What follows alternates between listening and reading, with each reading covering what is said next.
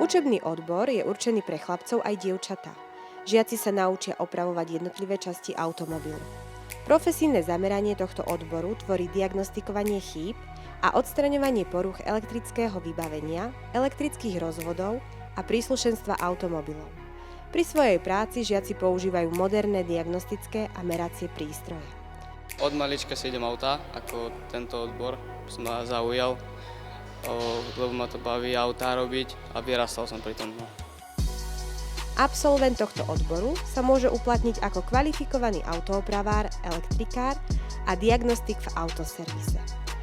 Najviac sa teším na prax, lebo to využijem aj v budúcnosti, takže skúsenosti sa mi zbierajú. Je to taká moja srdcovka, tak chcel by som pokračovať tom aj do budúcnosti. Pri tomto odbore ponúkame možnosť duálneho vzdelávania.